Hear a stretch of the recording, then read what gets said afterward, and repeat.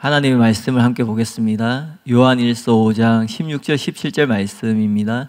요한일서 5장 16절 17절 말씀을 함께 봉독하겠습니다. 누구든지 형제가 사망에 이르지 아니하는 죄 범하는 것을 보거든 구하라. 그리하면 사망에 이르지 아니하는 범죄자들을 위하여 그에게 생명을 주시리라. 사망에 이르는 죄가 있으니 이에 관하여 나는 구하라 하지 않노라. 모든 불의가 죄로 돼 사망에 이르지 아니하는 죄도 있도다. 아멘. 네, 반갑습니다. 네, 열린 예배에 오신 우리 성도님들 환영하고 축복합니다. 오늘 요한일서 5장 16절 17절 말씀으로 절대로 사망에 이르는 죄를 짓지 말라라는 제목으로 하나님의 말씀을 전하도록 하겠습니다. 11시에 이렇게 열린 예배 하는 거 잘 적응되시나요? 네. 네, 다행이네요. 여러분이 잘 적응되시면 저는 괜찮습니다. 네. 오후 3시에 하는 거 오전 11시는 하루의 차이가 나는 것 같습니다. 네. 그리고 오늘 오기 전에 본당에 이렇게 둘러보면서 가보았는데요. 오늘 라이브로 찬양하는데 굉장히 좋았습니다. 그래서 여러분 다음 주부터 여기 앉아 계시지 마시고 찬양 시간에는 본당 4층이나 3층 뒤쪽에서 찬양하시고 이제 그 찬양 끝나고 나면 묵도하고 또 찬송가 부르고 하잖아요. 그때 올라오시면 돼요. 그래서 이게 뭐죠? 이게 은혜를 받으실 수 있도록 그렇게 하시길 바랍니다. 네, 저도 거기 있다고 오기 때문에 여러분이 여기에서 찬양하지 않는다고 제가 아무 말도 하지 않습니다. 그래서 네, 그래서 여러분이 이렇게 은혜 받을 수 있는 기회나 그런 사항들을 적극적으로 이렇게 활용하시고 또 여러분이 힘써서 그런 자리에 나아가시길 바랍니다. 코로나가 이제 거리두기가 완전 해제되어서 마스크만 말고는 모든 것이 이제는 복구되었기 때문에 여러분이 그렇게 적극적으로 또 예배도 드리고 찬양도 부르고 하면 좋을 것 같습니다. 오늘부터는 사망에 이르는 죄에 대해서 함께 살펴보고자 하는데요. 죄는 죄인데 어떤 죄는 사망에 이르지 않는 죄가 있고 또 어떤 죄는 사망에 이르는 죄가 있다는 거예요. 많은 분들이 궁금해하시는 주제인 것 같습니다. 가끔 성도님 중에 이렇게 상담을 하다 보면은 자신이 혹시 사망에 이르는 죄를 범한 것은 아닌가? 그래서 내가 사함을 받지 못하고 지옥에 가는 것은 아닌가? 이렇게 고민하는 분들도 간혹 있습니다. 그래서 아마 이 설교, 이 주제는 굉장히 관심이 가고 또 여러분 듣기에도 쉽게 이해할 수 있는 흥미로운 내용이 될 것이에요. 여러분도 궁금하시죠? 네, 지난주 담임 목사님 설교 듣고 오신 분들은 안 궁금하시겠지만, 네.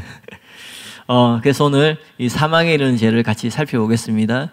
그래서 사실 이름도 어마무시하죠. 사망에 이르는 죄, 사하심을 받지 못하는 죄, 이것이 무엇인지 구체적으로 살펴보겠습니다.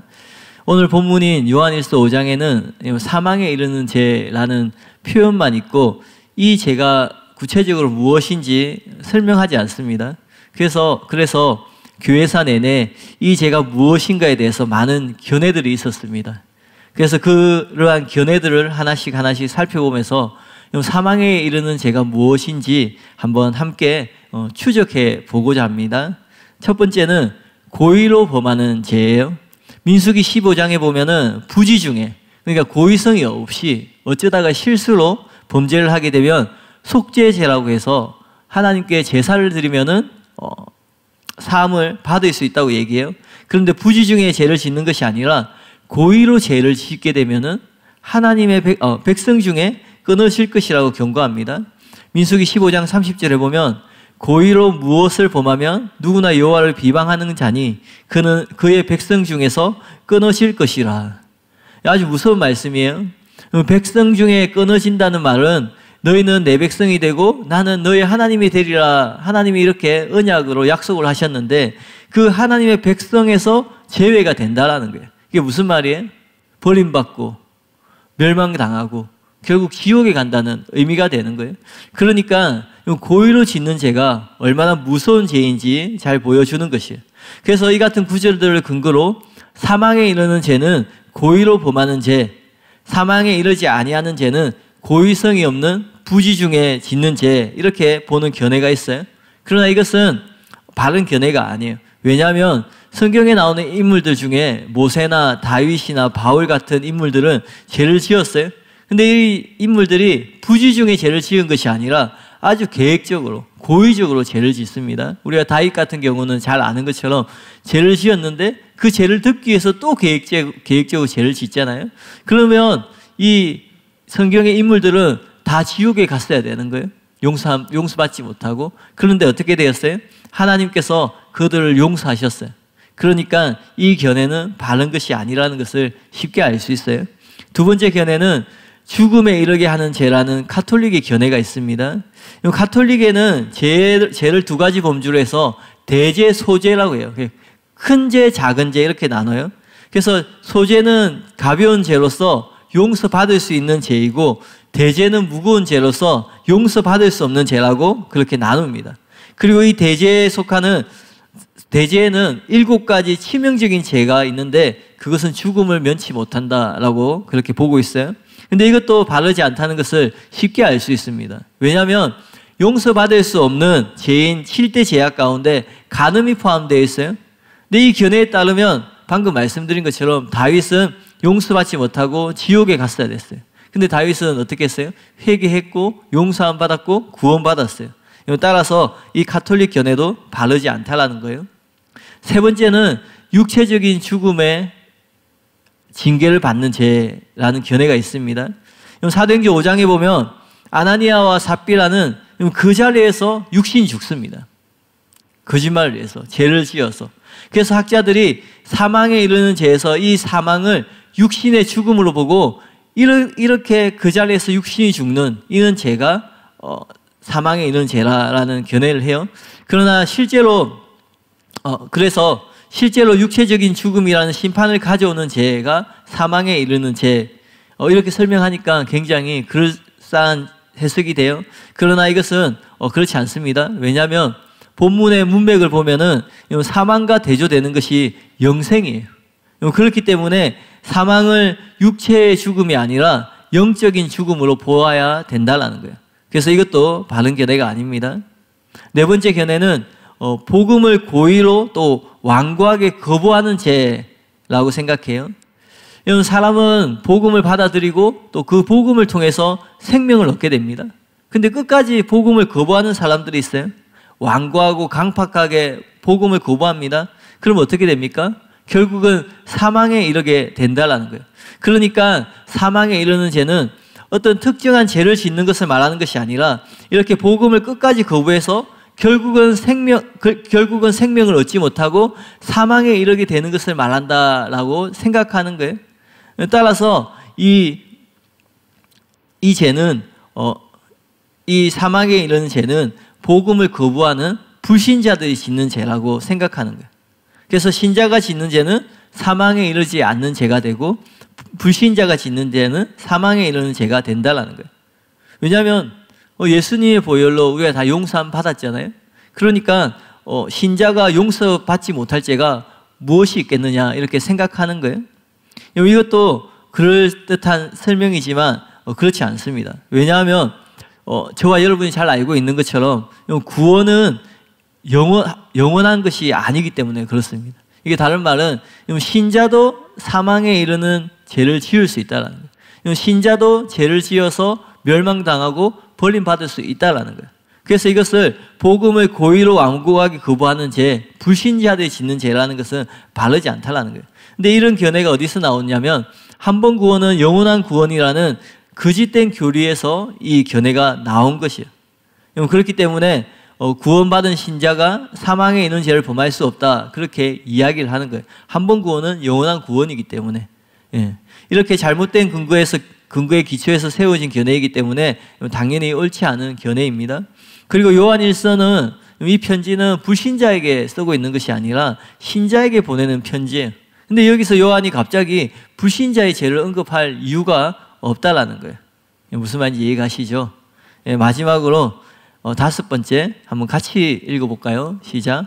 성령을 모독하는 죄. 네, 같이 읽었나요? 저 혼자 읽었나요? 네, 마지막인데 설교는 한참 남았습니다. 담임 목사님 지난주도 말씀하셨는데 성경에 보면은 성령을 모독하는 죄가 나오는데 이 죄가 어떤 특징이 있어요. 마태복음 12장 31절 32절에 보면 사람에 대한 모든 죄와 모독은 사하심을 얻되 성령을 모독하는 것은 사하심을 얻지 못하겠고, 또 누구든지 말로 인자를 거역하면 사하심을 얻되 누구든지 말로 성령을 거역하면 이 세상과 오는 세상에서도 사하심을 얻지 못하리라. 마가복음 3장과 누가복음 12장에도 똑같은 기록이 있습니다. 즉 성령을 모독하는 죄는 사하심을 받지 못하는 죄라는 거예요. 이런 특징을 가지고 있다는 거예요. 다른 죄는 사하심을 받을 수 있는데 성령 모독죄는 사하심을 받지 못해요. 그래서 사망에 이르는 죄와 비슷한 특징을 가지고 있는 거예요.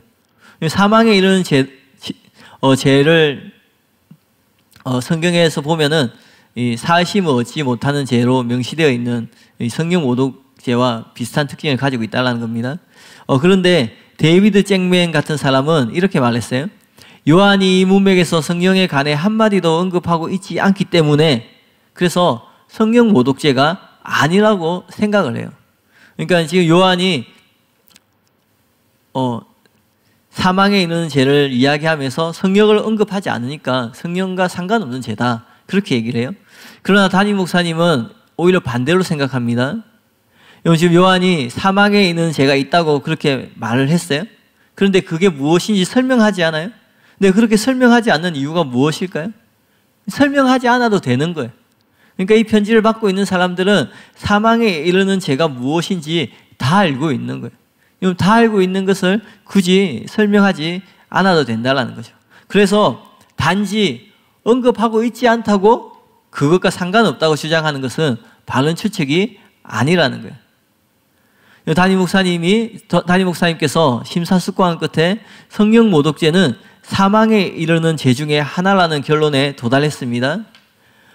사망에 이르는 죄가 성령 모독죄 하나만 있는 것은 아니지만 이 성령 모독죄가 그 사망에 이르는 죄에 포함이 된다는 거예요. 다수의 학자들은 앞에 제가 네 번째 설명해드린 것처럼 성령 모독죄를 진리를 알고도 완고하여 계속 받아들이지 않다가 회개할 수 없는 지경에 이르는 것이라고 생각해요. 즉 불신자가 짓는 죄라고 생각해요. 그러나 이 성령 모독죄에 대한 성경 구절들을 살펴볼 때 그 문맥을 통해서 살펴보면은 이 죄가 성령의 역사를 사탄이나 귀신의 역사로 매도하고 비난하는 것과 관계가 있다는 것을 알 수 있습니다. 마태복음 12장 31절에 예수님이 말씀하세요. 사람에 대한 모든 죄와 모독은 사하심을 얻되 성령을 모독하는 것은 사하심을 얻지 못하겠고 라고 말씀하세요. 근데 이렇게 말씀하신 이유가 뭐냐면 그 앞에 22절 24절에 보면 예수님께서 이렇게 행하셨어요. 그때 귀신 들려 눈 멀고 말 못하는 사람을 데리고 왔거늘 예수께서 고쳐주심에 그 말 못하는 사람이 말하며 보게 된지라. 무리가 다 놀라 이르되 이는 다윗의 자손이 아니냐 하니 바리새인들은 듣고 이르되 이가 귀신의 왕 바알세불을 힘입지 않고는 귀신을 쫓아내지 못하느니라 하거늘. 마가복음도 동일하게 기록되어 있는데요. 예수님이 귀신 들려서 보지 못하고 말하지 못하는 사람을 치유했어요. 그 치유하는 것을 보고 사람들이 야, 이 사람이 다윗의 자손이구나 그렇게 다 놀랐어요. 근데 이것을 지켜보고 있던 바리새인들이 예수님에 대해서, 예수님의 그 사역에 대해서 귀신의 왕 바알세불의 힘을 얻어서 귀신을 쫓아냈다고 그렇게 얘기했다는 거예요. 그러니까 성령 모독죄가 성령의 역사를 귀신의 역사로 매도하고 비난하는 것이라는 것은 의문의 여지가 없는 분명한 사실입니다. 학자들도 대부분 이것을 인정을 해요. 또 그래서 성령을 모독하는 것은 성령의 일을 사탄과 그의 귀신들의 일로 여기는 것을 수반한다라고 말하고 있어요. 그러므로 성령 모독죄는 성령의 역사를 마귀나 귀신의 역사로 매도하고 비난하는 죄가 맞다라는 것입니다. 근데 우리가 여기서 한 가지 더 주목해야 할 것이 있는데 뭐냐면 성령 모독죄에 대한 선구들, 성경 구절들을 살펴보면 예수님께서 계속 말을 강조하고 있다는 것이에요. 마태복음 12장 32절에 또 누구든지 말로 인자를 거역하며 또 마가복음 3장 30절에도 이는 그들이 말하기를, 누가복음 12장 10절에도 누구든지 말로 인자를 거역하면, 이렇게 말을 강조하고 있습니다. 또 모독이라는 단어 자체에도 말로써 더럽혀 욕되게 한다라는 의미를 포함하고 있어요. 그러므로 성경 모독죄는 단순히 복음을 완강히 거부하는 그런 것이 아니라 말로 범하는 죄라는 것이에요. 그래서 말로 어떤 죄를 범하는 것이냐면, 말로 성령의 역사를 귀신의 역사라고 비난하면서 성령을 상대로 짓는 죄가 이건 성령 모독죄라는 것이에요. 무슨 말인지 이해가시죠? 그런데 성경에 보면은 이 성령 모독죄를 누가 짓고 있냐면 서기관과 바리새인들이 짓고 있어요. 근데 이 서기관과 바리새인들은 어떤 사람이냐면 예수님을 거부하고 결국 믿지 않는 자들이었어요. 그래서 여전히 다수의 학자들은 이 서기관과 바리새인들이 지은 죄이기 때문에 이 성령 모독죄는 불신자들이 짓는 죄다라고 그렇게 말을 해요. 왜냐하면 서기관과 바리새인들은 예수님을 거부하고 믿지 않은 불신자라고 생각하기 때문에 그렇습니다. 그러나 이렇게 보는 것은 또 꼭 그렇게 볼 필요가 없는 부분이 있어요. 왜냐하면 서기관과 바리새인들은 그 당시 이방인이 아니라 하나님을 믿는 신앙인이었어요. 또 유대교의 종교 지도자들이었어요. 더구나 그 당시 예수님은 오셨지만 아직 십자가와 부활 그리고 성령님이 강림하기 전이었어요. 무엇보다도 성전의 희망이 찢어지기 전이었어요. 이게 무슨 의미냐면 아직 구약 시대라는 거예요. 구약 시대. 예수님이 오셨지만 아직 유대교 시대를 살고 있는 것이에요. 그러므로 서기관과 바리새인들이 단지 예수님을 안 믿었다고, 예수님을 거절했다고 그들을 불신자라고 할 수는 없다라는 거예요. 무슨 말인지 이해 가시죠? 예. 오히려 서기관과 바리새인들이 유대교인일 뿐만 아니라 그 당시에 유대교의 종교 지도자들이었기 때문에 이제 성령 모독죄는 오늘날에도 종교 지도자들도 지을 수 있다는 근거로 볼 수 있다는 것이 더 합리적인 견해라는 거예요. 실제로 오늘날 목회자와 신자들도 이 죄를 지을 수 있음을 믿으시길 바랍니다. 왜냐하면 서기관과 바리새인들만 성령의 역사를 귀신의 역사로 매도하는 것이 아니기 때문에 그렇습니다. 오늘날에도 목회자나 교수들 중에 성령의 역사를 귀신의 역사로 매도하고 비난하는 자들이 얼마나 많이 있습니까? 게다가 그러한 사람들 중에는 거짓되고 악랄함이 서기관과 바리새인과 비교해 보아도 전혀 부족함이 없는 그런 사람들도 많이 있다는 것이 현실이라는 거예요. 그럼 한번 잘 생각해 보세요. 불신자가 성령의 역사를 귀신의 역사로 매도하게 되면 그것은 성령 모독죄가 되고, 신자가 같은 말로 성령을 모독하게 되면, 그렇게 하게 되면 성령 모독죄가 되지 않는다, 이렇게 말하는 것이 맞는 말인가요? 죄는 불신자든 신자든 상관없이 누가 지어도 다 똑같은 죄라는 거예요. 불신자가 지으면 그 죄는 용서받지 못하는 죄가 되고, 신자가 지으면 그 죄는 용서받을 수 있는 죄가 되는 그런 원칙은 성경 어디에도 없다라는 거예요. 죄는 누가 짓든지 상관없이 다 똑같은 죄라는 것을 믿으시길 바랍니다. 그러므로 오늘날에도 신자가 서기관과 바리새인들과 같은 말과 행동을 하게 되면 그것을 동일하게 성령 모독죄로 보아야 된다는 거예요. 지금까지 설명해드린 것이 성령 모독죄에 대한 담임 목사님의 오래된 견해였습니다. 그리고 지금도 이것이 옳다고 생각을 해요. 그런데 이 죄에 대해서 연구하시다가 조엘 마스크의 글이 담임 목사님의 발목을 잡았어요. 어떤 내용이냐면, 마가복음 문맥을 고려할 때에 성령을 거스르는 죄는 예수님에 대해 총체적이고 악의적으로 반대하는 태도를 뜻한다라고 나와 있어요. 이게 무슨 말이냐면, 성령 모독죄를 지은 서기관과 바리새인들은 단지 성령의 역사에 대해서 말로만 모독한 것이 아니라 예수님 자체를 완전히 거부하고 거절했던 자들이다라는 말이에요. 문맥을 보면 맞는 말이에요. 그러니까 혼란이 생기는 거예요. 왜냐하면 지금 이 시대에도 가장 악랄한 이단 사냥꾼이라 불리는 그런 사람들과 또 사랑교회 은사 사역을 비난하고 거짓말로 매도하는 종교적인 목회자들도 그 정도까지는 아닌 거예요. 그들이 예수님을 총체적으로 또는 악의적으로 반대하는 사람들은 또 아니잖아요. 그러니까 이게 담임 목사님께서 큰 혼란에 빠지신 거예요. 고민을 하게 되는 거죠. 그러다가 어떻게 결론을 내렸냐면 이렇게 내렸어요. 양쪽 모두 가능성이 있다. 예. 어느 것이 맞는 건지 판단을 못하는 거죠. 그래서 정직하게 양쪽 모든 가능성이 있다. 그렇게 결론을 내렸습니다. 그래서 이단 사냥꾼이나 종교적인 목사들처럼 성령의 역사를 귀신의 역사로 매도하고 비난하는 것은 성령 모독죄가 되기 때문에 사함을 받지 못하는 무서운 죄가 될 수 있다. 그러므로 이러한 것을 조심해야 된다. 그리고 또 하나는 그러나 그렇다고 해서 예수님에 대해서 총체적이고 악의적으로 반대하는 태도를 갖고 있는 것은 아니기 때문에 설사 그런 죄를 지었더라도 그 죄가 성령 모독죄가 아닐 수도 있다. 그러니까 그런 죄를 지었을 때 포기하지 말고 그 죄를 철저하게 해결해라. 그러면 하나님께서 용서해 주시고 영적으로 회복되는 것을 본인이 직접 경험을 통해서 알 수 있을 것이다. 그러면 얼마나 다행인가. 예, 굉장히 합리적인 결론을 내렸죠. 양쪽 다 가능성을 열어놓고요. 솔직히 담임 목사님께서도 이 이상 성령 모독죄에 대해서 더 정확히 아는 것은 불가능하다고 판단해서 구체적인 해석을 포기하셨어요.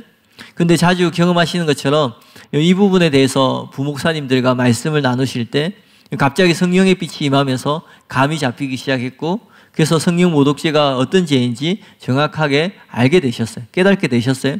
그래서 지금부터 그것을 여러분에게 설명해 드리겠습니다. 첫 번째는 그 죄를 짓는 자가 신자냐 불신자냐는 전혀 중요하지 않다.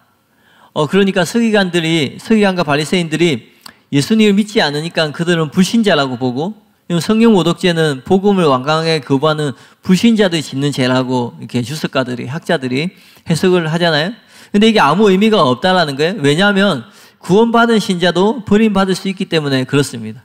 그리고 신자가 짓는 죄는 용서를 받을 수 있고 사함을 얻을 수 있는 죄고, 불신자가 짓는 죄는 용서받지 못하는 죄라고 생각을 하잖아요. 근데 그렇지 않다라는 거예요. 구원받은 자들이 지을 수 있는 사망에 이르는 죄가 성경의 다른 책인 히브리서 6장 4절 6절과 또 10장 26절 28절에 보면 분명하게 명시되어 있는 거예요. 그러니까 신자도 용서받지 못하는 사망에 이르게 되는, 멸망당하게 되는 죄를 지을 수 있다는 것이 분명하게 나와 있어요. 이처럼 이미 분명하게 결론이 난 내용인데 그 죄가 신자가 지었느냐 불신자가 지었느냐 따지는 것은 아무 의미가 없다라는 거예요. 예, 이해하셨죠? 두 번째는 목사라고 다 거듭난 사람인가? 그렇지 않다. 신학자도 마찬가지라는 거예요. 그들 중에는 거듭나지 않은 사가 많습니다. 기독교를 하나의 종교로, 또 하나님의 계명이 아니라 사람의 계명을 따라 믿고 있을 뿐이지, 그래서 종교 생활을 하고 있을 뿐이지 진짜 회개하고 예수님을 주님으로 모셔드리지 않는 자들이 의외로 많다라는 거예요. 신학교에도 그런 사람들이 있어요. 심지어는 신학자 중에는 기독교를 하나의 학문으로 생각을 해요. 그래서 저도 신학교 다닐 때 구약학 강의를 들어보면은 막 구약 성경은 난리 납니다. 모세 오경, 모세가 지은지 안 지은지 알 수도 없고, 하여튼 온갖 얘기를 하면서 그 하나님 말씀으로 보지 않아요. 그러니까 그것을 하나의 학문으로 보고 접근을 하는 거죠. 그러니까 실제로 그렇다라는 거예요. 그런데 그러한 사람들이 성령의 역사를 마귀의 역사라고 비난할 때 성령 모독죄를 지은 성경에 나오는 서기관과 바리새인들과 무엇이 다르냐는 거죠. 조금도 다를 바가 없다라는 거예요. 그러므로 그들이 짓는 죄를 성령 모독죄로 볼 수밖에 없다라는 거예요. 따라서 불신자만 지을 수 있다는 주장은 바른 것이 아니라는 거예요. 이것은 목사, 신학자, 신자 누구든지 지을 수 있는 죄라는 거예요. 세 번째로 성령 모독죄는 누가 짓느냐가 아니라 죄질의 문제이다. 성령 모독죄가 뭐예요? 사하심을 받을 수 없는 죄인 거예요. 용서받지 못하는 죄인 거예요. 이것은 오늘날의 재판에 비유하면 사형을 선고하는 것과 같은 거예요. 10년 살다가 20년 살다가 혹은 무기징역 하다가 언젠가는 풀려날 수 있는 게 아니라 그 사람이 사형을 선고받는 것이 성령 모독죄, 사하심을 받지 못하는 죄를 짓는 것과 같다는 거예요. 그래서 만약에 어떤 재판에서 판사가 만약에 사형을 선고했어요. 어떤 죄수에 대해서. 그럼 어떻게 생각해요, 사람들이? 야, 그 죄수가 얼마나 악랄한 죄를 지었으며 그 죄질이 얼마나 악하고 나쁘면 사형을 받았을까? 이렇게 생각을 하지. 아니, 누가 죄를 지어서 사형을 받은 거지? 그렇게 생각하지 않는다라는 거예요. 무슨 말인지 이해가시죠? 이처럼 서기관과 바리새인들은 예수님이 뱀들아, 독사의 새끼들아, 예. 네, 그렇게 할 만큼 악의적이고 악질적으로 또 비난하고 물러뜯는 자들이었어요. 또 그들은 하나님 나라가 아니라 자기만을 생각하는 지독히 자기 중심적인 사람들이었어요. 그리고 그들의 시기심 때문에, 그런 이기적인 마음 때문에, 자기 중심적인 마음 때문에, 절대로 손해보지 않으려고 하는 그런 마음 때문에 예수님과 사도들을 박해했다라는 거예요. 그러니까 너무 질이 나쁜 자들이라는 거죠. 근데 오늘 목회자들 중에도 그런 사람들이 있어요. 근데 어떤 사람들은 신학교에서 잘못 배워서 오판하는 사람들이 있어요. 그러니까 신학교에서, 저도 고신대 신학교를 나왔지만 은사 중시론의 영향을 받습니다. 성경의 역사는 단지 예수님 믿을 때 그 일밖에 없어요. 왜냐하면 우리에게는 완전한 성경이 주어졌기 때문에. 나름 그렇게 설명을 해요. 그러면 그 영향을 받게 되면은 이제 성령의 역사는 끝났다고 생각하는 거예요. 이제 하나님은 치유하지도 않고 하나님은 이제 아무런 역사도 하지 않으세요. 근데 아주 중요한 사실은 뭐냐면 그런 목사님의 가족이 아프면 기도한다라는 거죠. 희한하죠. 자기 성도가 암에 걸렸으면 찾아가서 신방 가서 치유 기도도 하고 선포도 하고 그렇게 하지. 하나님은 더 이상 병 고치지 않으니까 좋은 병원 만나게 해주세요. 좋은 의사 만나게 해주세요. 좋은 약 찾게 해주세요. 기도하지 않고 고쳐달라고 그렇게 기도해요. 자기 자녀가 아프면 안고 기도해요. 교수님 직접 얘기하셨어요. 자기도 스스로 딜레마에 빠진다고 양심선언 한 분도 계십니다. 네. 어쨌든 학문으로 다가가니까 은사 중시론을 주장하는 거예요. 그래서 그런 은사 중시론의 영향 때문에 잘못 판단해서 비난한 사람들이 있다라는 거예요. 이 서기관과 바리새인들처럼 막 악의적이고 자기 중심적인 그런 것들이 아니라 단지 무지해서 성령의 역사를 비난하고 또 대적하는 사람들입니다. 이 사람들이 잘 몰라서 그렇지 그들 중에는 주님을 사랑하고 또 영혼들을 사랑하고 하나님 나라를 잘 되기를 진심으로 바라는 사람들도 있을 수 있겠죠. 제 주변에도 그런 친구들이 있거든요. 칼빈주의를 가지고 있는데도 굉장한 하나님을 사랑하고 하나님 나라를 위해서 헌신해요. 한 번 구원은 영원한 구원이라고 믿는데 나는 구원 받았으니까 이제 끝이야 그렇게 생각하지 않고 하나님께서 이렇게 무작위적으로 그냥 불가항력적으로 하나님께서 절대 주권으로 선택하셔서 구원받았다고 믿어요. 그러면서 어떻게 생각하냐면 내가 거기에 포함되었으니 얼마나 감사한가. 내가 왜 구원받는데 포함된지 모르겠지만 하나님 나 같은 사람을 구원해 주셨으니 그걸 믿어요. 한 번 구원은 영원한 구원이라고. 그러면서 많은 사람들이 하는 것처럼 난 이제 구원받았어. 이제 난 지옥 가지 않아. 그래서 막 죄를 지으면서 사는 것이 아니라 내가 그 구원의 반열에 속했다는 걸 감사하면서 열심히 신앙생활하는 친구도 있습니다. 그러면서 은사 반대하고 그런 친구들이 있어요. 그럴 수 있겠죠. 마음은 주님 사랑하고 마음은 영혼들 사랑하고 마음은 하나님 나라를 위하는, 근데 단지 무지해서 몰라서 그럴 수 있겠죠.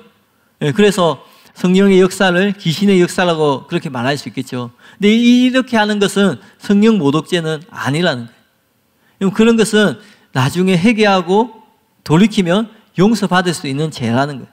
근데 담임 목사님께서 직접 경험해 보셔서 가장 잘 아시는데, 성경에 나오는 바리새인과 서기관들 못지않게 매우 질이 나쁘고 아주 악질하고 이기적인 그런 목회자들이 실제로 있다라는 거예요. 니고데모처럼 이것은 하나님이 함께 하시지 않으면 불가능한 일이라고 생각할 수밖에 없는 상황들이 있죠.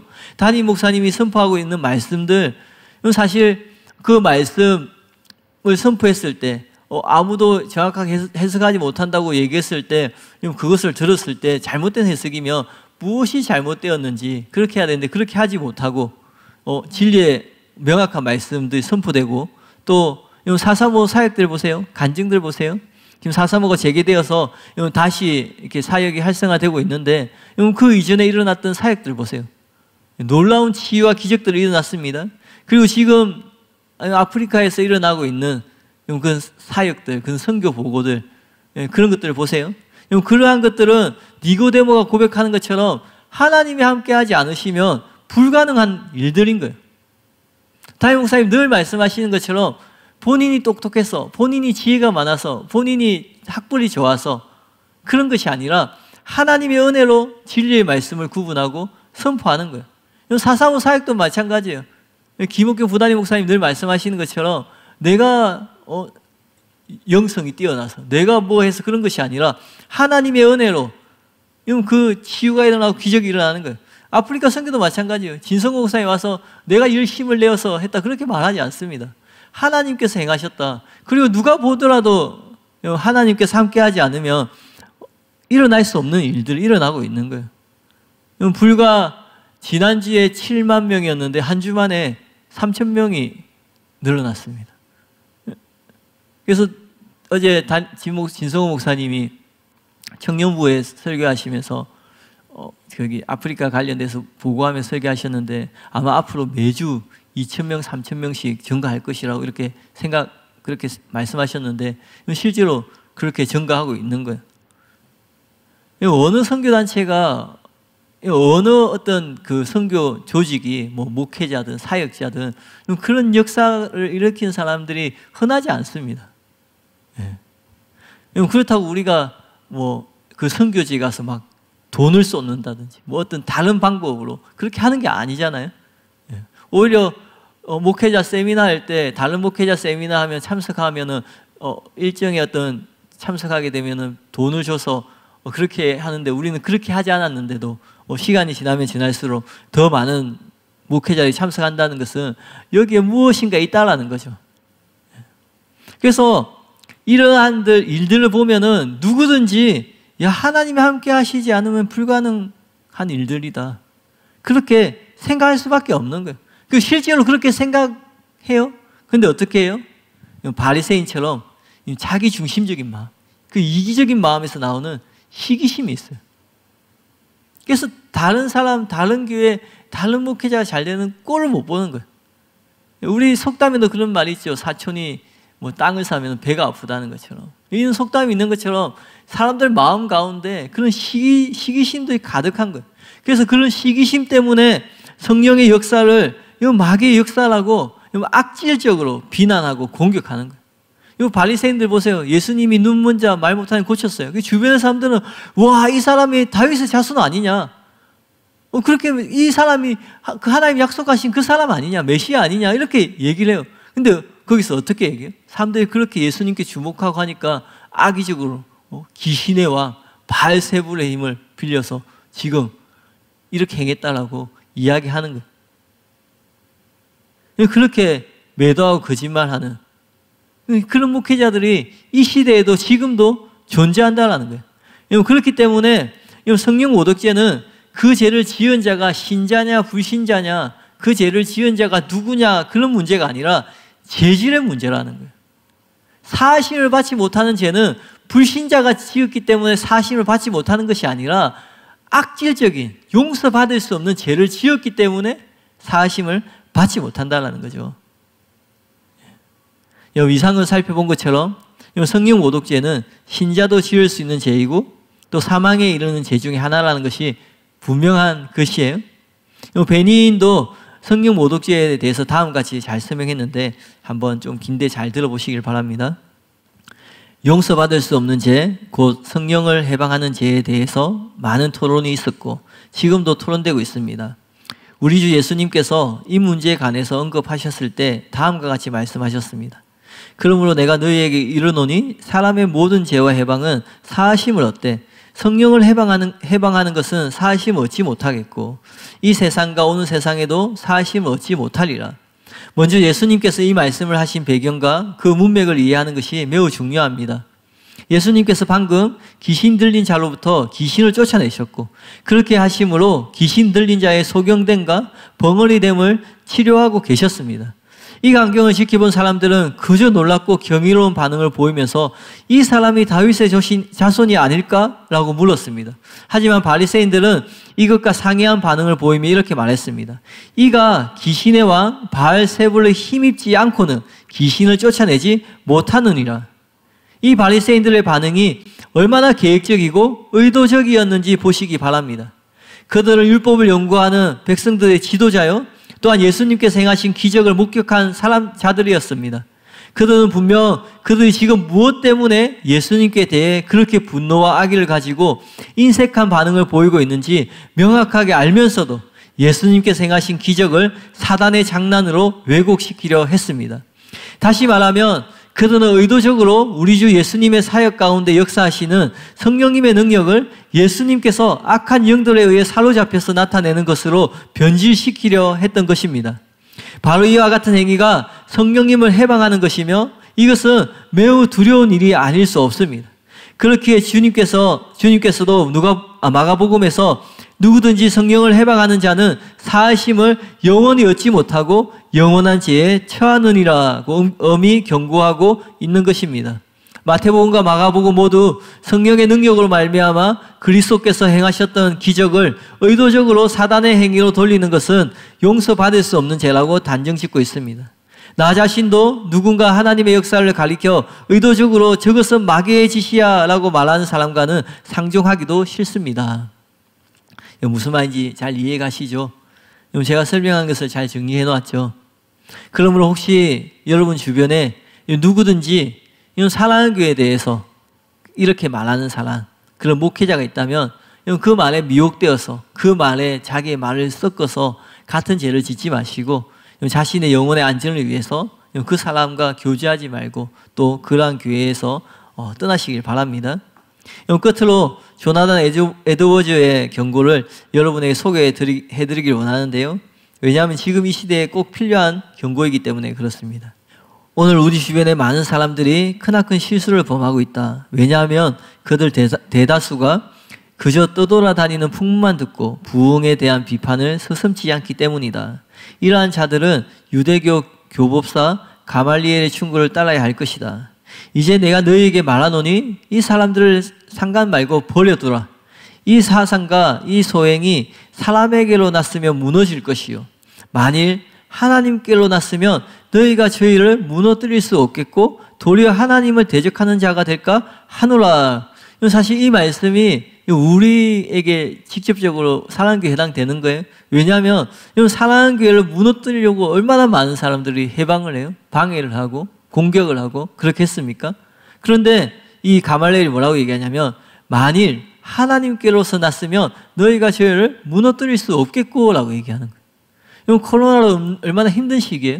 실제로 많은 교회들이 통계에 보면 문을 닫고 그 성도 수가 떠나고 재정적 어려움을 당하고, 근데 저희는 코로나 2년 몇 개월 기간 동안에 오히려 교회가 후퇴하고 뭐 교회가 어떤 교세가 약해지고 그런 것이 아니라 오히려 아프리카에 더 부흥이 일어나고 성도님들도 오히려 더 은혜 가운데 나아가고, 코로나 기간이 많은 사람들에게 여러 가지 힘든 부분이 있을 수 있지만 사랑교회는 이 기간 가운데 오히려 더 왕성해지고 더 성장해 나갔다라는 거예요.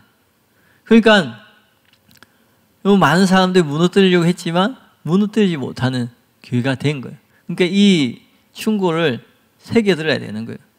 그래서 그렇게 되면 어떻게 돼요? 하나님을 대적하는 자가 될까 염려한다고 가말리엘이 말하잖아요. 계속 읽어보겠습니다. 하지만 여전히 목을 고추 세우고 성령의 사역에 대해 비판을 일삼는 사람들이 있다면 그들에게 엄히 충고하고 싶다. 모든 죄 중에서 성령을 모독하는 죄는 도저히 용서받을 수 없는 죄라는 사실에 대해서 말이다. 더욱이 요즘처럼 성령께서 우리 가운데 오셔서 왕성하게 활동하시고 권능으로 역사하실 때 성령을 모독하는 죄가 가장 나타나기 쉽다. 위대한 부흥이 계속되면 될수록 부흥운동에 반대하는 사람들이 성령을 모독하는 죄악을 저지르게 되는 것은 지극히 당연한 일이다.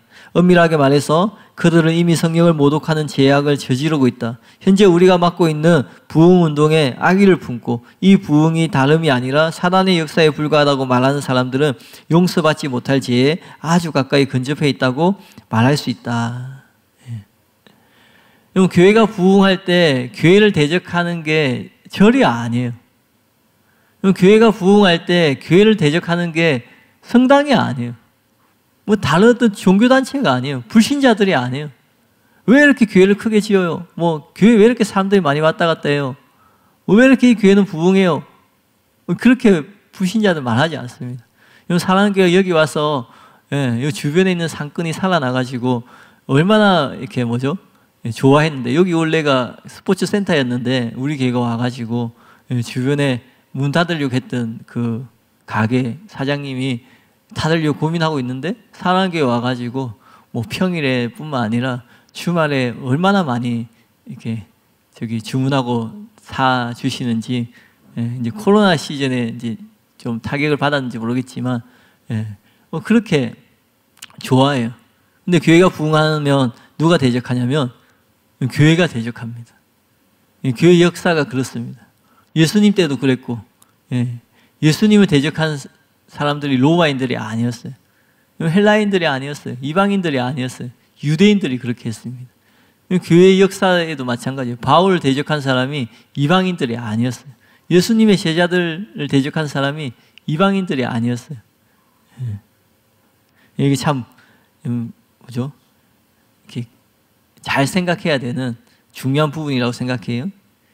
오래전에 담임 목사님께서 미국 뉴저지에서 밥 존스 목사님과 함께 식사하는 자리가 있었어요. 그래서 밥 존스 목사님이 자신이 지옥에 갔을 때 본 간증을 했는데, 그곳에 목사들이 굉장히 많았다고 그렇게 얘기했어요. 그래서 담임 목사님께서 그 이유를 물어보셨는데, 밥 존스 목사님께서 그 목사들이 성령 모독죄를 지었기 때문이라고 대답하셨어요. 이 간증은 실제이고 사실이에요. 밥 존스 목사님의 간증뿐만 아니라 수많은 간증들 가운데 목회자들이 지옥에 간다고 말하고 있습니다. 수많은 간증들이 단지 교회 나오고 있다고, 단지 예수님 믿는다고 고백한다고 구원받는 것이 아니라 구원받은 자도 버림받을 수 있다고 말하고 있습니다. 그러므로 이 말씀을 듣고 계신 모든 분들이 여러분들이 목회자이든 신자이든 상관없이 하나님을 두려워하는 마음을 가져야 돼요. 그래서 함부로 말하는 것을 조심해야 돼요. 성령께서 일으키는 부흥과 기적에 대해서 함부로 판단하면 안 돼요. 함부로 말하면 안 돼요. 그 말로서 짓는 죄, 반드시 그 대가, 결과를 치러야 된다는 것을 기억하셔야 돼요. 이것은 굉장히 중요한 부분이에요. 어떤 들은 것에 대해서 확인하지 않고 전하는 것. 그러면서 그렇게 얘기해요. 아니, 누가 왜 그렇게 말하냐 하면은, 누가 그렇게 얘기했어. 그러면 자기의 책임이 그 누가에게 전가된다고 생각하는데 결코 그렇지 않습니다. 세상의 법에도 모욕하는 것이 있기 때문에 나는 단지 이것을 전했을 뿐이에요. 그렇게 댓글 달면은 그 사람은 법에 의해서 심판을 받게 돼요. 뭐 벌금을 내든지 뭐 재판을 받든지 그렇게 되는 거예요. 근데 하나님의 심판대 앞에서 세상의 법정보다 못하겠어요? 하나님은 중심을 보시고 하나님 모든 것을 아시는 분이신데, 우리가 어떤 잘못을 했을 때 핑계 댈 수 있어요. 뭐 이렇게 해서 얘기할 수 있어요. 그것은 그 잘못을 해결하는 방법이 아니에요. 잘못 말한 것이 알게 되면 시인하고 돌이키면 되는 거예요. 내가 그것을 시인했을 때 어떤 대가를 치르든, 나의 평판이든 나의 명성이든 뭐 그런 게 있을 수 있겠죠. 근데 내가 그것을 치르지 않고 지옥에 가는 것하고 비교할 수 없다라는 거예요. 그렇기 때문에 성령 모독죄에 대해서 심각하게 생각하고, 혹시 나는 그렇게 쉽게 얘기하진 않는지 좀 더 넓게 생각해서 다른 목회자나 다른 교회에 대해서, 바르지 않는 목회자 교회가 있을 수 있죠. 그런 부분에서 얘기할 때도 조심하는 저와 여러분이 되었으면 좋겠습니다. 네. 이상 오늘 말씀은 이제 다 전했는데요. 지난주 담임 목사님 말씀 이렇게 유튜브에 올라와 있는데 뭐 이렇게 어렵지 않거든요. 한번 들어보시길 바랍니다. 너무나 중요한 말씀이에요. 그래서 혹시 아직 듣지 않은 분이 있다면 지난주의 말씀 1부와 2부가 다 올라와 있는데 모두 꼭 들어보시길 바랍니다. 그러면 여러분이 사랑하는 교회에 출석하고 있는 것이 결코 우연이 아니라는 것을 알게 될 거예요.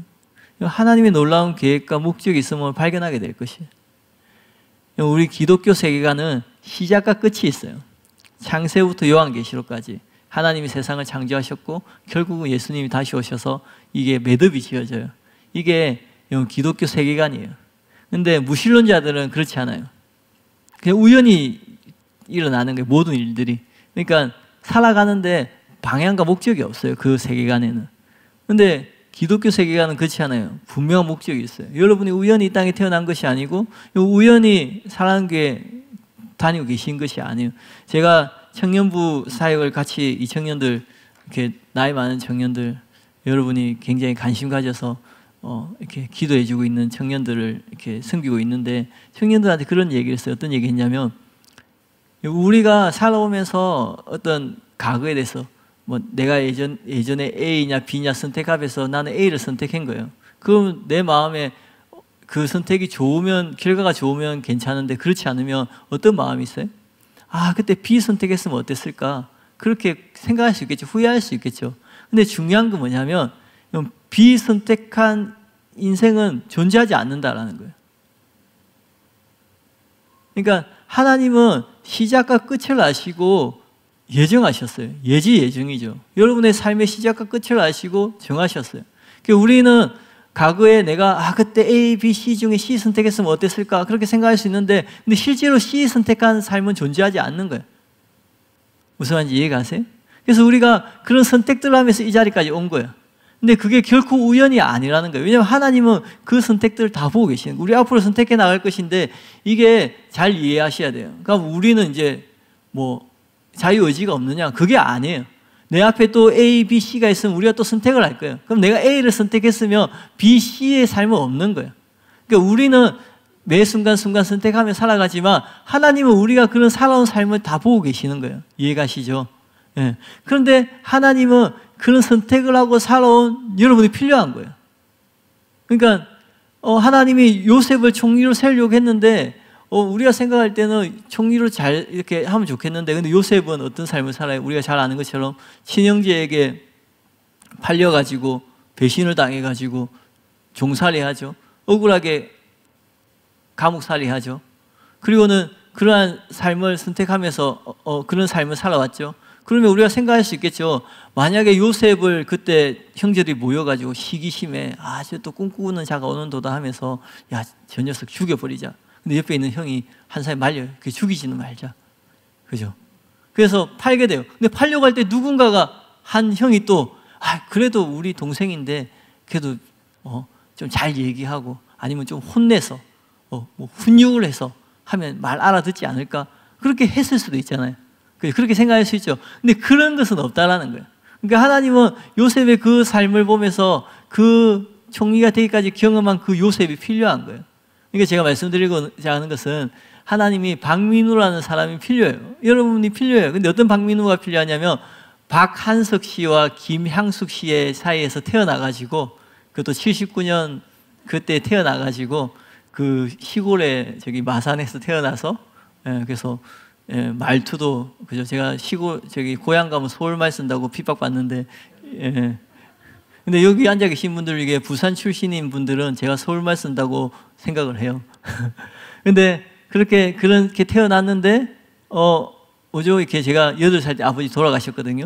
그래서 아버지 돌아가시고 그런 삶을 살고 고등학교 때 교회를 갔어요.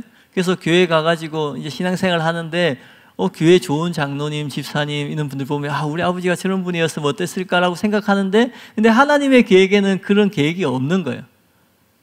제가 무슨 말씀을 드리냐면 만약에 어떤 아이가 어릴 때 아버지를 잃게 되었어요. 그죠? 뭐 아버지가 아프다든지 아니면 사고로 저는 교통사고로 아버지가 갑자기 돌아가셨는데 그러면 사람들이 위로해 줄 수 있죠. 그죠? 근데 그 상황을 경험한 사람이 위로하는 것과 그렇지 않은 사람의 위로는 다를 수 있다는 거예요. 마음을 나누는 게. 한번 중독을 경험한 사람이 중독에 빠진 사람을 건져내기가 쉽지. 예. 내가 예수님이 우리를 어떻게 잘 아신다고 할 수 있어요? 예수님이 다 경험하셨다고 얘기하잖아요. 예수님이 어떤 것인지 다 아시기 때문에. 예. 우리 하나님 앞에 나갔을 때 우리가 하나님 앞에 우리가 부모님한테 그런 얘기 하죠. 알지도 못하면서. 근데 하나님 앞에 그렇게 말하지 못하잖아요. 근데 우리가 그렇게 말하지 못한 이유가 단지 하나님이 전지하신 분이기 때문에 그런 것이 아니라 그 예수님이 다 이 땅에 오셔서 그 삶을 경험하셨기 때문에 우리가 위로를 받고 격려를 받고 그렇게 한다라는 거예요. 그러니까 제가 말씀드리고자 하는 결론은 여러분이 이 자리에 앉아 있는 게 우연이 아니라는 거예요. 이게 무슨 말이냐면 사랑하는 교회가 놀라운 비전과 방향을 향해서 가고 있어요. 근데 거기 여러분이 있어요. 그게 우연이 아니라는 거예요.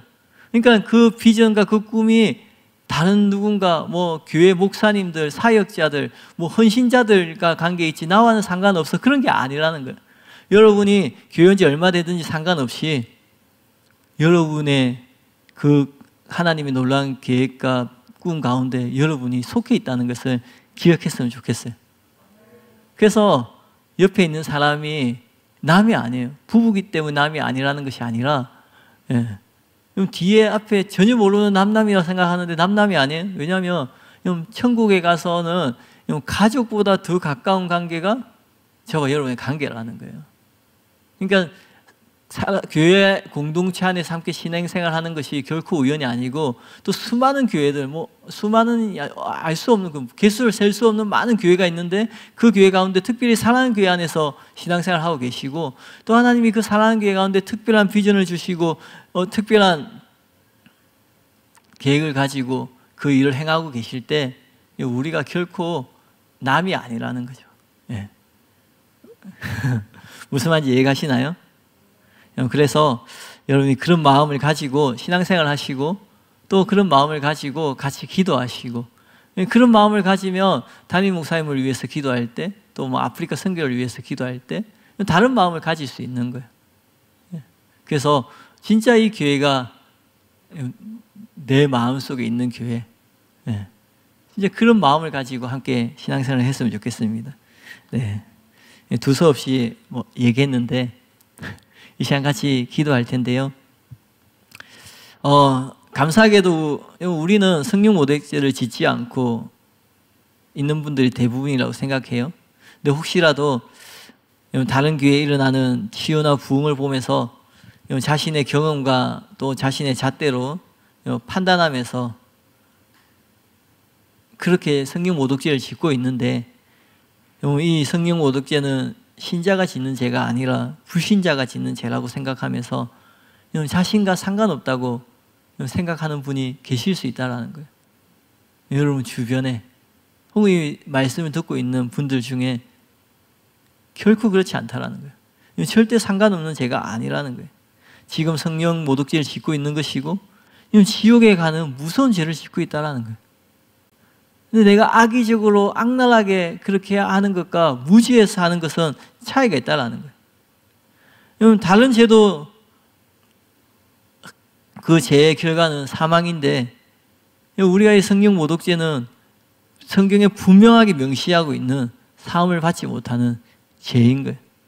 그렇기 때문에 자신을 돌아보고 혹 내가 그런 마음을 혹시나 잘 몰라서 지은 죄는 없는지 살폈으면 좋겠고요. 또 혹시 우리 주변에 그런 분이 있으면 그런 분을 위해서 기도했으면 좋겠습니다.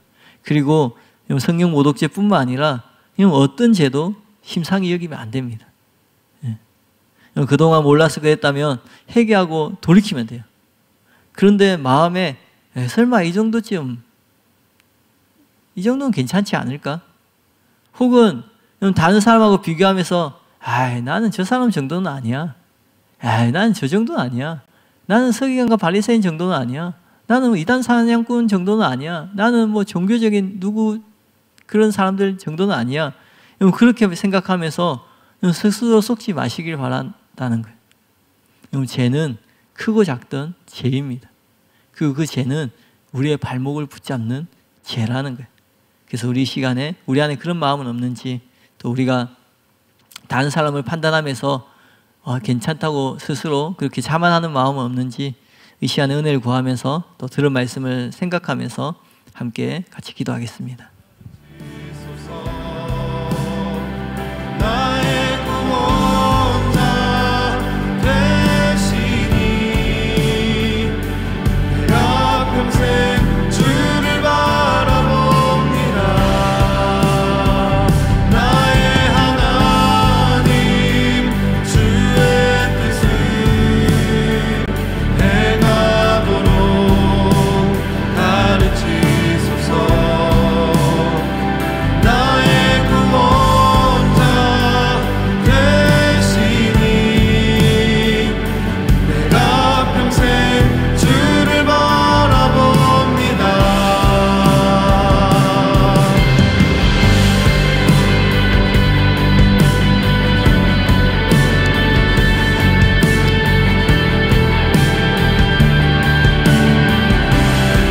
하나님, 이 시간에 성경 모독죄가 사망에 이르는 죄 가운데 하나라는 것을 알게 되었습니다. 하나님, 또 성경 모독죄가 어떤 죄인지 하나님 알게 되었습니다. 하나님, 내가 혹 잘 몰라서 하나님 내가 판단하고 하나님 내가 말하고 행동하였던 것이 있진 않은지 하나님 이 시간 나를 돌아보며 나아갑니다.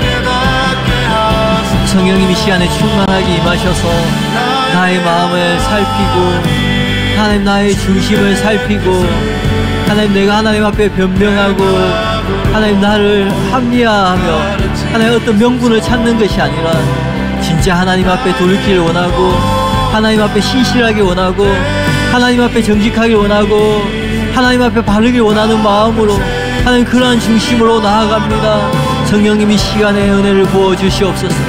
성령님 이 시간에 빛을 비추어 주시옵소서. 하나님 내가 그동안 보지 못하였던 이기적인 마음이 있지 않은지 하나님 내가 그동안 느끼지 못하였던 자기중심적인 마음이 있지 않은지 하나님 내가 그동안 느끼지 못하였던 어떤 시기심이 있지 않은지 하나님 나는 정말 내 주변에 어떤 사람들이 잘되고 성공하는 것을 보며 하나님 내가 흔쾌히 즐거이 박수치며 기뻐하는 사람인지 아니면 내가 속으로 그 정도는 아닌데 저 정도는 아닌데 잘 몰라서 그렇지 그렇게 생각하면서 판단하고 있지는 않은지 하나님 이 시간 나의 마음 나의 중심을 살피며 나아갑니다.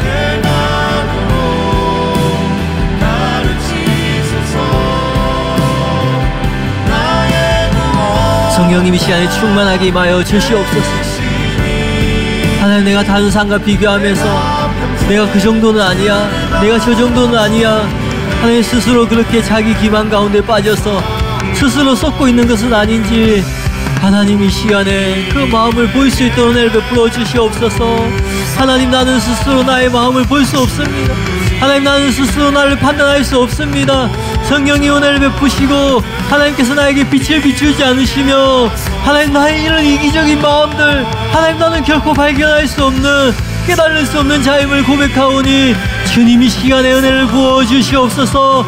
주님이 시간에 역사하여 주시옵소서. 나의 삶 가운데 나의 일상 가운데 나의 가정에서 나의 직장에서 하나님 내가 사람들과의 관계 가운데에서 다른 사람을 시기하며 질투하면서도 하나님 스스로 나는 그렇지 않아 나는 이 정도는 아니야 나는 충분히 이렇게 말할 수 있어 저 사람은 충분히 그런 판단을 받을 만한 그런 실수를 했어 하나님 내가 그렇게 생각하고 있지는 않은지 하나님 나는 시기하고 나는 판단하고 있는데 나는 있는 말을 하고 있는 거야. 나는 사실을 말하고 있는 것이야. 나는 거짓말을 하는 것이 아니야. 그렇게 생각하면서 스스로 합리화시키고 있지는 않은지 하나님 이 시간 역사하여 주시옵소서. 하나님의 은혜가 필요합니다. 하나님의 은혜가 필요합니다. 하나님께서 은혜를 베풀지 않으시며 하나님 나는 그것을 깨달을 수 없습니다. 하나님께서 은혜를 베풀지 않으시면 나는 영원히 스스로 속을 수밖에 없는 존재입니다. 하나님 나는 자기중심적인 사람일 수밖에 없는 하나님 우리는 태생적으로 그런 사람일 수밖에 없는 존재입니다. 하나님이 불쌍히 여기시고 하나님이 긍휼을 베푸시고 하나님이 빛을 비추시고 하나님이 은혜를 베푸셔야지 하나님 나의 이기적인 마음이 드러나고 하나님 자기중심적인 마음이 드러나고 그동안 당연히 여겼던 것들이 당연하지 않다는 것을 깨닫게 되고 내가 충분히 그렇게 말할 자격이 있다고 한 것들이 그렇게 그런 것이 아님을 깨달을 수 있음을 고백하오니 주님이 시간에 역사하여 주시옵소서. 주님이 시간에 역사하여 주시옵소서.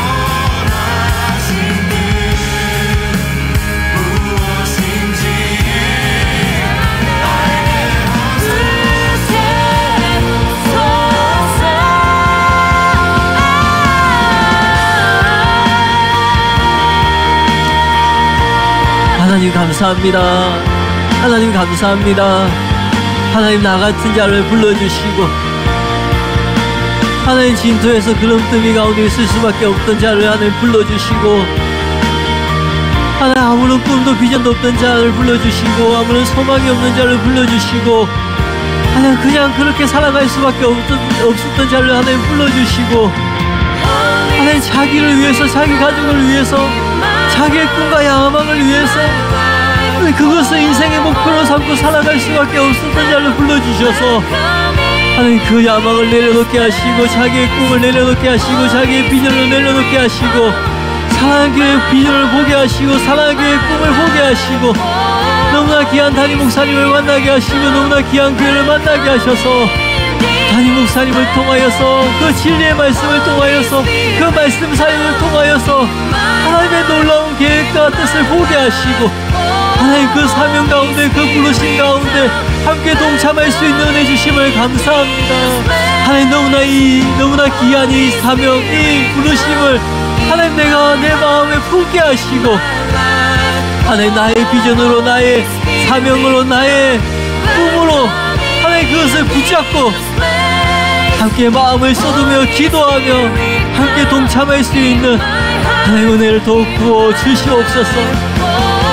하나님 내가 내세울 건 없지만 하나님 부족하지만 하나님 나의 삶을 하나님 나의 인생을 나의 가진 것을 하나님 나를 위하여서 하나님 그 부르심을 위하여서 그 사명을 위하여서 내어드립니다.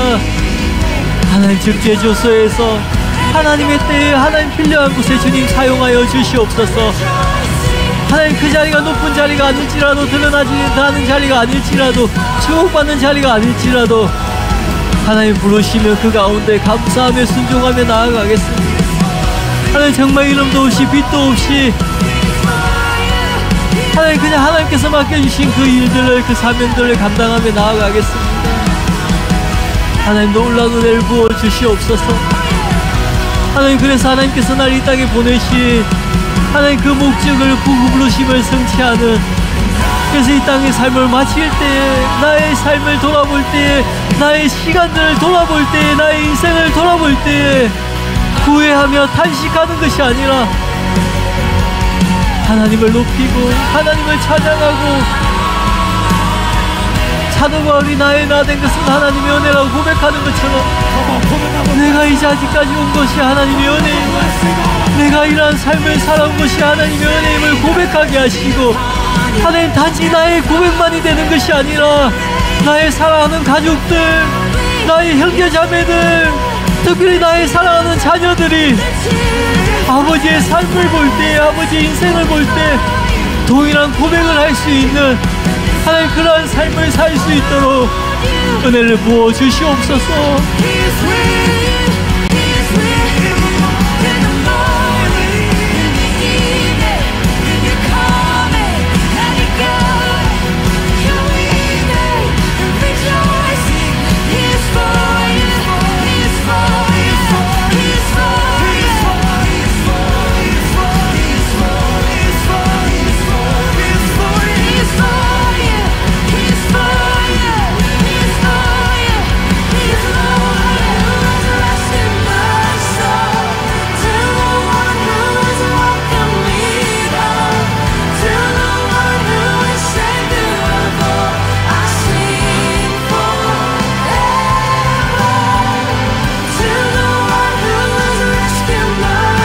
하나님 감사합니다.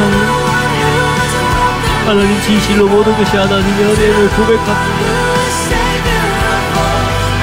하나님 부족하지만 하나님 나의 삶을 주께 올려드리오니 나의 모든 시간과 나의 모든 성기가 나의 모든 은신을 나의 모든 일상을 주님께 올려드리오니 나의 그 모든 시간을 통하여서 나의 주 나의 왕 예수님만이 높임 받으시고 예수님만이 영광을 받으시옵소서. 사랑하는 성도님들의 삶 가운데 그 가정 가운데 하나님 함께하여 주시옵소서. 그 모든 사정을 아시고 형편을 아시는 하나님 역사하여 주시옵소서. 그 마음의 중심을 아시고 소원을 아시는 하나님 역사하여 주시옵소서. 가정들이 회복되게 하여 주시옵소서. 관계들이 회복되게 하여 주시옵소서. 재정이 회복되게 하여 주시옵소서. 육체의 연약함이 치유되고 회복되게 하여 주시옵소서. 정말 하나님께서 말씀 가운데 약속하신 예수님과 예수님 안에서 우리에게 허락하신 그 모든 복을 이 땅 가운데서 누리고는 사랑하는 성도님들 될 수 있도록 주님 축복하여 주시고 역사하여 주시옵소서. 하늘에 신령한 것으로 땅에 기름진 것으로 채워주셔서 나눠주고 꾸어주고 베푸는 인상 되게 하여 주시옵소서. 그 삶을 통하여서 오직 주님의 영광을 나타내며 주님을 높이며 주님을 드러내는 하나님 그러한 삶이 될 수 있도록 주님 역사하여 주시옵소서. 하나님 그러나 또한 기도합니다. 하나님 그리 아니하실지라도 주님을 찬양하며 그리 아니하실지라도 주님이 왕 되시고 그리 아니하실지라도 주님이 구원자가 되시고 그리 아니하실지라도 하나님이 하나님 되심을 하나님 고백하오니 하나님 역사해 주시고 하나님 은혜를 베풀어 주시옵소서.